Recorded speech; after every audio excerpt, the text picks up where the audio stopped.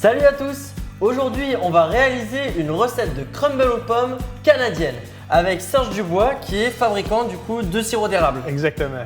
On peut commencer à éplucher les pommes qu'on va mettre dedans. Et quel genre de goût ça va nous mettre dans la recette, le sirop d'érable? C'est sûr que la touche d'érable elle va être très présente parce que là, on va apporter une cuisson. Fait que ça concentre un peu les arômes. Puis les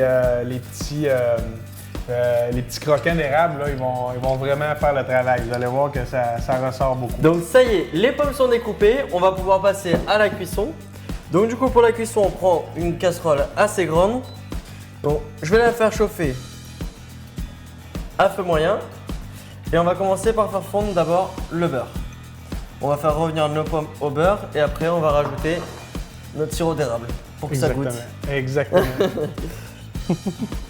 Oui, puis ce qui est intéressant avec cette recette-là, c'est que les pommes, c'est vraiment quelque chose qui est chez nous à la cote. Fait que c'est vraiment un mariage sirop d'érable pomme, c'est ce qu'on retrouve depuis belle lurette, comme on pourrait dire. C'est vraiment une recette typique de la région chez nous. Et du coup, est-ce que à Québec, il y a des pâtisseries qui se spécialisent justement dans le sirop d'érable? Oui, justement, il y a une pâtisserie qui font uniquement des gâteaux, mais une sorte de gâteau qui s'appelle les Beaucerons à l'érable. Puis cette entreprise-là, ils vont utiliser justement les petits pépites comme ça. Fait que c'est un gâteau à la crème avec des étages. La crème, il la mélange avec le sirop d'érable, puis il va venir vraiment enrober tout le gâteau de pépites d'érable. Fait que c'est ce qu'on voit en décor. C'est justement le gâteau que j'ai utilisé pour mon mariage. Donc du coup là, pour la recette, j'ai fait revenir les pommes, donc ça va faire 2-3 minutes qu'ils sont en train de chauffer. Et du coup, on va mettre le sirop d'érable. Parfait. Hop.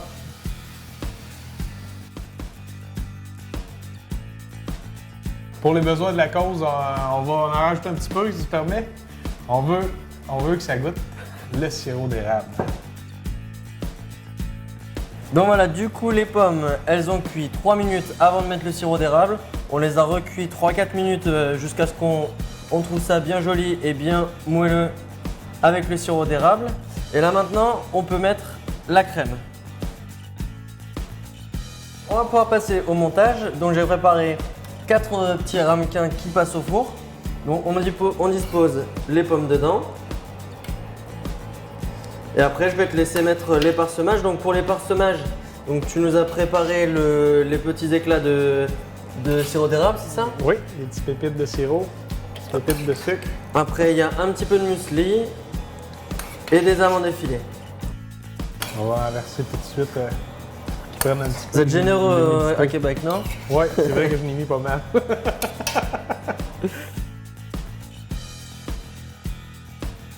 On voit bien les petits éclats, ils fondent pas. Donc à mon avis, au four, ça va bien rester croustillant. Oui. Donc après dessus, j'ai préparé un petit peu de muesli. Super. Donc je vais te laisser déposer dessus et je vais mettre quelques amandes effilées derrière toi.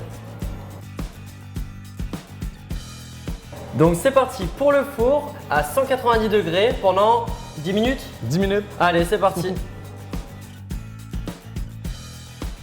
Ça y est, c'est sorti du four, donc je te propose d'attaquer. Oui, merci beaucoup. Bienvenue au Québec.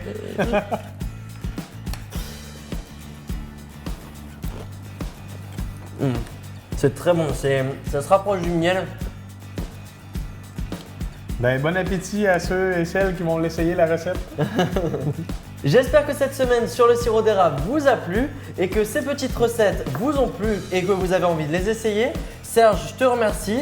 Ça m'a fait plaisir. En tout cas, c'est vraiment une chouette gamme de produits que vous avez là et en plus, tout est bio. Merci beaucoup. Puis si ça peut vous avoir inspiré à la maison aussi, ça me fait grandement plaisir.